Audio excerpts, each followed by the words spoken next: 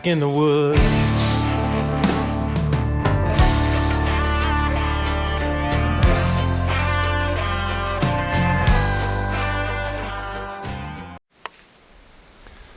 We're going to talk a little bit about nets today. You can see this net is being made into a fish trap. It's very, very long.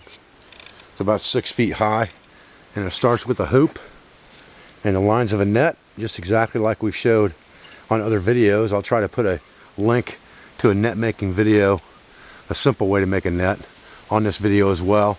Alan Tharp, you can check him out. He's got some more in detail videos on how to make nets, but we're going to talk a little bit about nets today. And I want to show you a very good method of using a small net that you can carry with you in your pack, and it will become very useful. Okay, so real simple in review. I'm going to use 3 different colors of cordage here so that you guys can see what I'm doing. I'm basically just taking one time around this line to form like a lark's head knot. Now you can do that once or you can do it twice. It doesn't really matter. If you do it twice, pretty much makes a clove hitch type knot on there, and either way will work. One will just slide easier up and down your line than the other.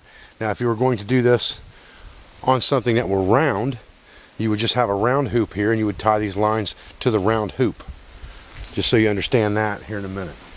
I've got three different color lines here just so that you can get this concept. We're not going to go through this very far, just real quick and dirty as a review, because I've already got videos on making nets, and so does one of my instructors, Alan Tharp.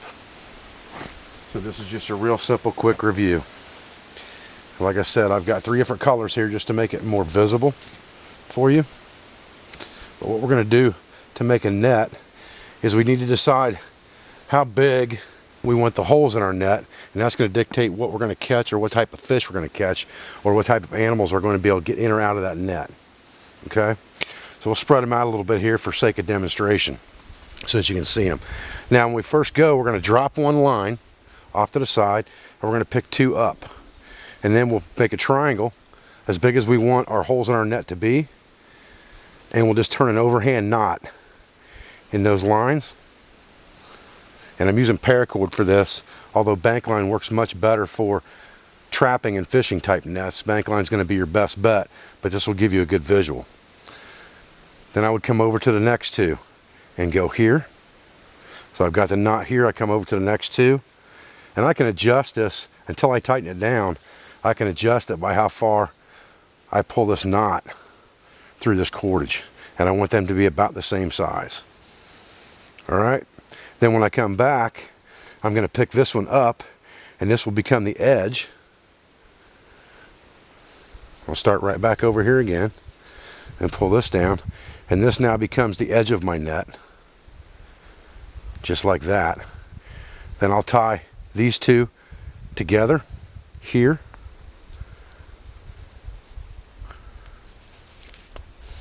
and you can see how big my net holes are going to be just by looking at that one finished area right there. Those holes are going to be that big, so you've got to be careful with that. And then this would become the other edge of my net. If I had a whole bunch of lines on here, this would become the other edge. And the key is to get these in a straight line, and these aren't perfect by any means, but they'll do for demonstration purposes. Then I would come in here and I would pick these 2 up and tie them together, and that's going to form another one of those net holes. Again, that's going to dictate what can get in and out of your trap, and you can gauge that with your fingers if you want to, how many fingers you can get in there, just like that, to make sure they're the same size. And then you would tie this one together.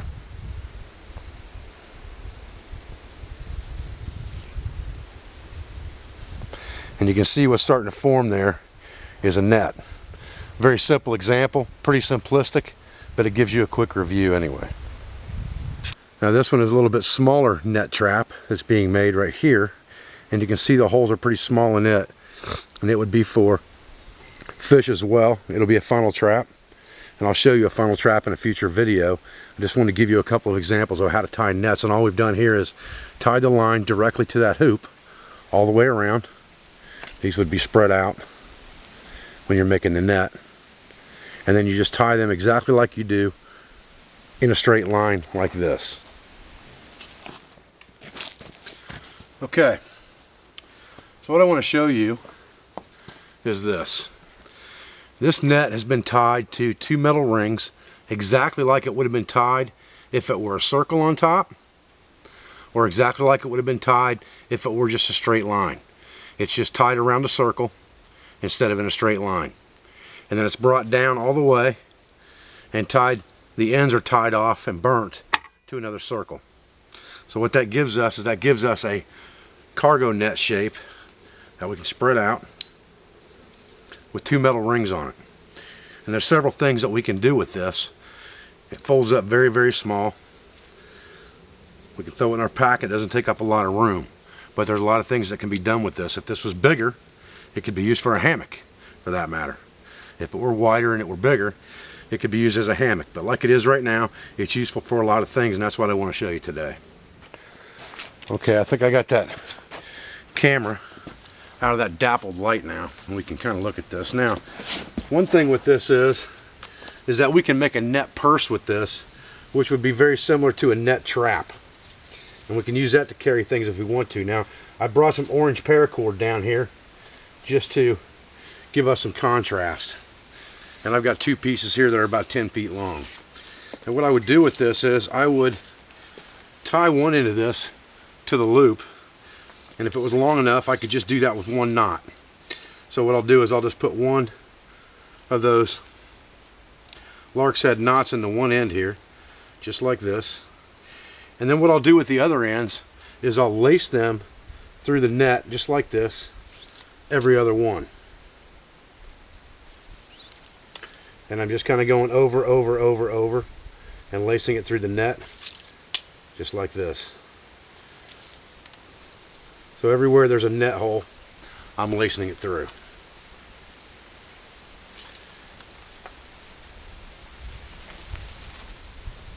And I'll go all the way up to the front end here with both lines. Okay, when I get down to the end, all I'm going to do is bring these 2 under this loop just like this. And if I had it halfway even, I could tie it. Wouldn't be a big deal. I could just put an overhand knot in this thing just like this. But either way, when I pick this up, it's going to close this around an object. It's going to force the net closed. So I can put things inside this at this point, and I can carry them if I want to. I could use a configuration exactly like this, and I've done it before on a video, as a trap, making this my snare noose, and putting my engine on the other side so that when the animal's in the trap and trips the trigger, the snare noose collapses it on the animal and he's caught inside the net, just like this. But I can use this net to carry things with as well. I can spread this around the load and pull it up and carry it like a satchel over my shoulder. Okay, so in this case, all I've done is I've put a couple rocks in here. And I just opened it up, put the rocks inside, slid it closed, tied a quick knot in it. Now I can carry these rocks back to camp very easily without having to carry them in my arms. I could have put that thing over my shoulder further by just pulling that knot out and making that loop a little bigger. I could have then put that over my shoulder to carry it if I wanted to, or I could have carried this in tump line fashion, which we're going to talk about in just a second. Okay, so in this case, I've got a load of firewood I want to carry back to camp. And it's bigger than I want to try to satchel over. So I'm going to carry it like a tump line. I've just tucked my draw line inside, and that part doesn't matter. I'm going to pull my net up around everything real good, just like this. Spread it out as wide as it'll go.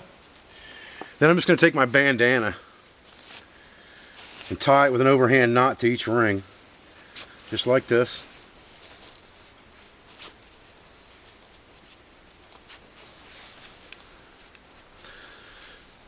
Okay, so we tie our bandana on just like this between our net. Tump lines have been used throughout time by many cultures to carry loads. There's a proper way to do this, and basically the tump line is what's in between the load. So we're just going to pick this stuff up and make sure that our net's around it good, just like that. Make sure everything's compressed inside the net as best we can. Now we can pick this up and carry this back to camp, and I'll show you how that's done right now.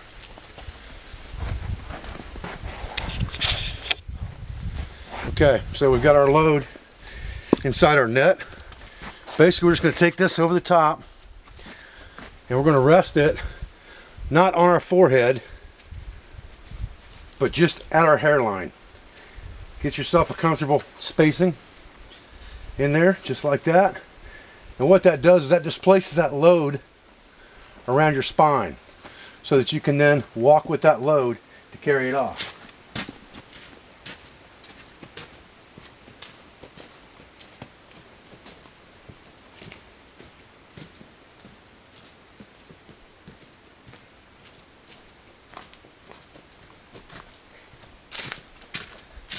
You would bend over just a little bit when you're walking so that your spine's carrying the weight, not your neck. You don't want to be upright like this.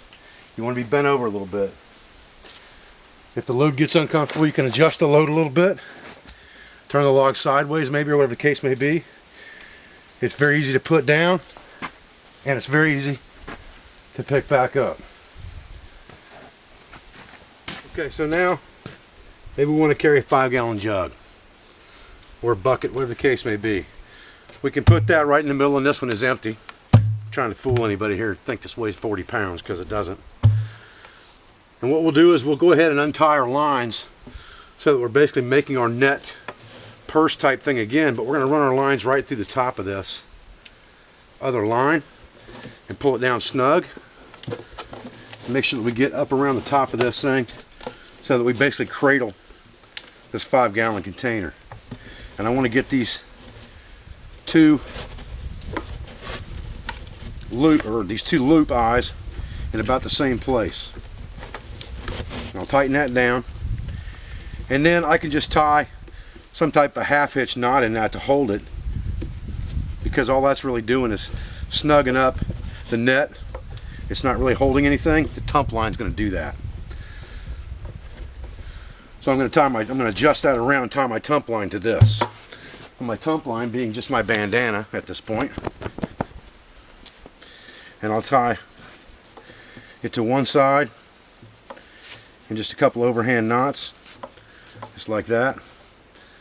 I'll go ahead and secure this down by running it through that loop and pulling it tight. Doesn't have to be real tight, so it'll be easy to get undone. And then I'm going to come over here and get the other side and do the same thing, just a couple of quick overhand knots.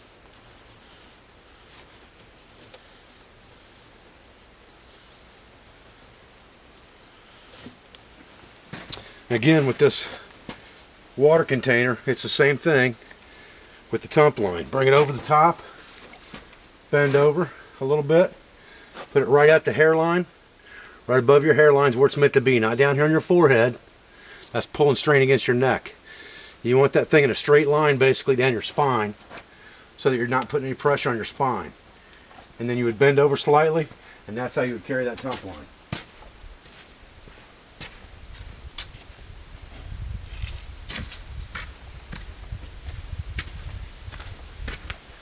Just like that. Then when you need to get it off, you just drop it down, swing it around, and put it on the ground. So that works out pretty good for carrying any type of load, even if it doesn't have an exact regular shape. Whether it's firewood, whether it's rocks, whether it's a jug of water, whether it was game that you'd quartered up, some big game animal that you quartered up. Same thing, you carry it out just like this. Guys, I'm Dave Canterbury at the Pathfinder School. I hope you enjoyed this quick tip or trick video on the use of a cargo net with cinching lines as well as with a tump line.